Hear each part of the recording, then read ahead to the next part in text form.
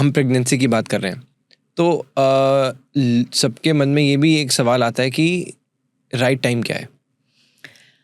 Right time वो है जब आप रेडी हो। मैं हमेशा बोलती हूँ कि ये जो न्यू जनरेशन्स हैं, अल्फा जेन जी, कोई Millennials. किसी की नहीं सुनने वाले। हर बंदे को अपने हिसाब से राइट टाइम डिसाइड करना है। बट हाँ, as a IVF specialist, infertility specialist, आपके एग्स और स्पर्म्स आप जितना छोटे होते हो उतने अच्छे होते हैं। तो अगर आप श्योर हो कि you've got मैरिड, तो आपको लग रहा है अभी हमें 10 साल और चाहिए, तो आप अपने एम्ब्रियोज बना के फ्रीज करा के रख लो, just as a bank balance. Not necessary कि आपको IVF की जरूरत पड़ेगी ही पड़ेगी। लेकिन फॉर एग्जाम्पल अब एक लड़की है और अभी उसकी शादी भी नहीं हुई है, she is in career building age, या उसको राइट मैच ही नहीं मिला, तो उसको अपने एग्स फ्रीज करा देने चाहिए। लड़के अपने स्पर्म्स फ्रीज करा दे। मैम क्या होता है, थोड़ा प्रोसेस समझाएंगे? Egg freezing, sperm freezing? Sperm freezing बहुत इजी टेक्निक है।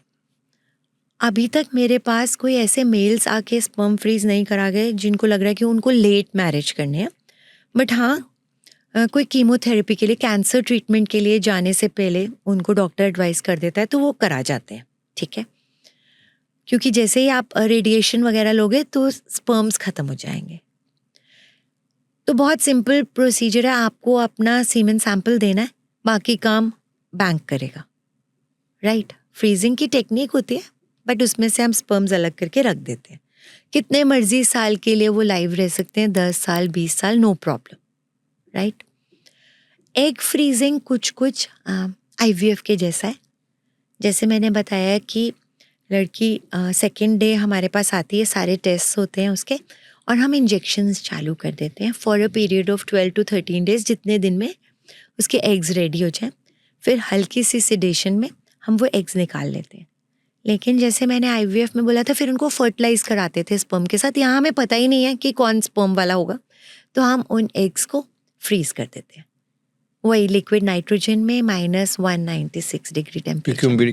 क्यूबेटर था जो आप बता रहे थे? इंक्यूबेटर वो था जहाँ पे हमने बच्चे बनने रखे थे। ओके। ये क्रायोकैन्स होते हैं। क्रायोकैन्स होते हैं। ओके। सो इससे मतलब बेनिफिट ये है कि अगर बाद में कुछ इशू भी आया आपको, तो आपकी आपके बॉडी पास में, है। आप बच्चा तो कर सकते हो। ऐसा आपके पास है। आप इतनी सारी सेलिब्रिटीज देखो जिन्होंने 40, 45, 50 में भी जाके बच्चा लिया है, तो उनके पास उनके एग्स थे ना, उनको राइट टाइम पे पता था। कौन से सेलिब्रिटीज थे ऐसे? ऐसे ना मैं नाम नहीं लेना चाहती, this is not my job, है ना। But lots of celebrities have frozen their eggs अपने राइट टाइम में और उनसे अपना बच्चा बनाया। मतलब इन आवर बॉलीवुड आप कह रहे हैं? In our Bollywood also. Okay. कि पहले से उन्होंने फ्रीज करा लिया था और बच्चा बाद में कर लिया। जब उनको राइट टाइम लगा, उनको लगा कि अब हम कैरियर से भी अपने सेटिस्फाइड हैं और अब हमें बच्चा चाहिए। जब आपको चाहिए तब बच्चा करना है। Okay, got it.